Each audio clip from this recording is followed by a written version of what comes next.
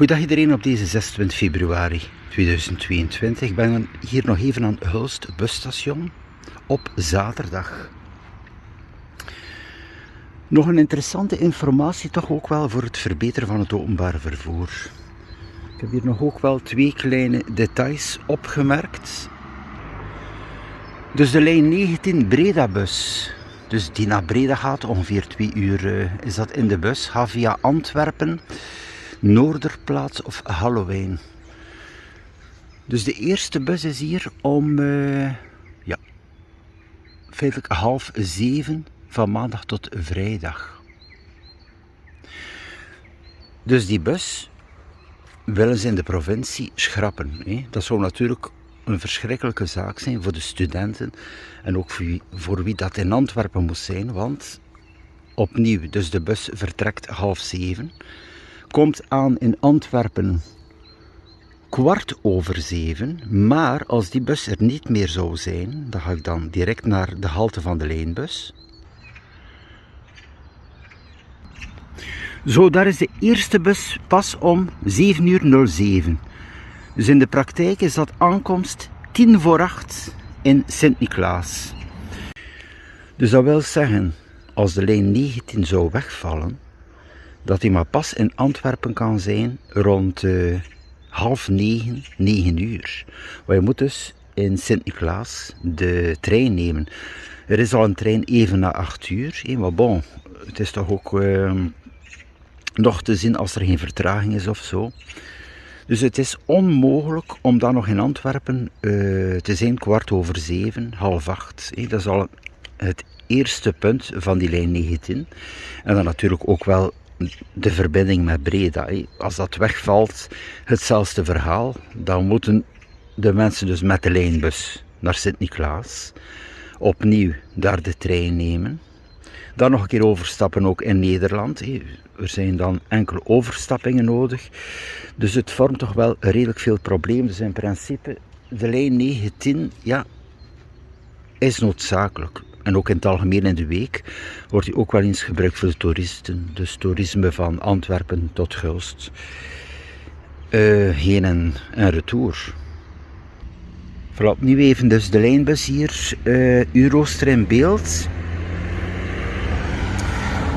Het is dus ook zo, de bus van 7:07 die is gewoon volzet. Dus als je hier komt, 75% komt die vol naar de Koolstraat. En in België rijdt die bus volledig vol naar Sint-Niklaas, met studenten en zo verder.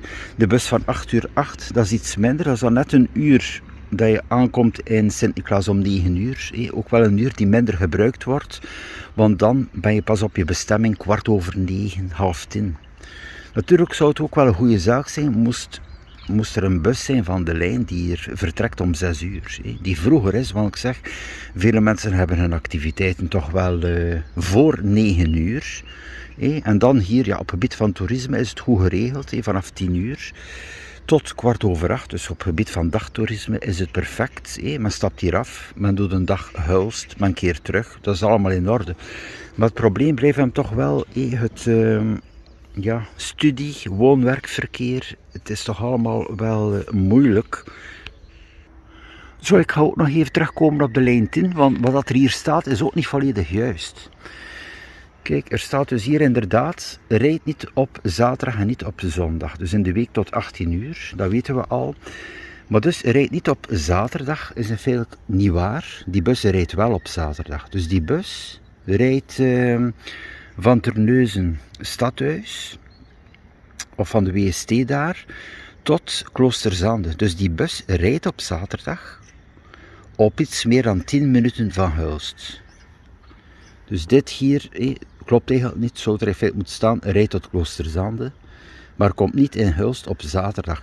En het is dat men zou kunnen veranderen, nu al, want men zegt dat het allemaal afhangt van de provincie, maar het is iets meer dan 10 minuten rijden. Dus in principe kan die bus, dus die langs Vogelwaarde komt, op zaterdag hier wel Hulst bedienen. En kunnen de mensen die dan eventueel in Kloosterzande moeten zijn, genieten van de haltetaxi. Omdat er niet zoveel belangstelling is om op zaterdag naar Kloosterzande te gaan. Ik zeg, er is meer belangstelling op zaterdag om Hulst te doen, boodschappen, stadsbezoek. Dat is meer in de belangstelling dan daar aan de Westerschelde Kloosterzande te gaan bezoeken. Natuurlijk, het is wel een feit, als de bus Kloosterzande en Hulst kan bedienen, is natuurlijk nog een pluspunt. En tot slot, dus de bus op zaterdag is een kleine bus zoals een buurbus. Dus die kleine bus kan dan ook rijden tot het stationsplein. Want de grote bus kan niet stoppen aan het stationsplein. Er is daar geen plaats, zegt men. Maar bon, die compacte bus wel. Dus in principe zou dat busje dan op zaterdag gewoon zijn route kunnen doen. Hulst busstation en Hulst stationsplein winkelcentrum. Dat is al een eerste stap om te tonen van men heeft de lijn 10 nodig. Want men wil de lijn 10 ook schrappen uit het aanbod. Dus men wil de lijn 19 volledig wegdoen en de lijn 10 ook. Dus er blijft dan geen bussen meer over voor de dorpen en ook geen verbinding voor Breda. Dus je ziet twee belangrijke punten toch wel, die toch even terug in de aandacht kunnen komen op deze wijze. Zo, dat was nog even de toelichting hier aan Hulst busstation. Dus opnieuw, het is een zaak van de provincie. Het is niet de stad die beslist. Die kunnen natuurlijk wel invloed geven met, met een brief te schrijven bijvoorbeeld. Maar ik zeg, in Terneuzen hebben ze dat ook gedaan. En het was te lezen in de krant. Ze hebben weinig kunnen doen, want het is dezelfde bus, dus de lijn 10 is ook het probleem in Terneuzen. Het is idem dezelfde bus. Zo, tot de volgende.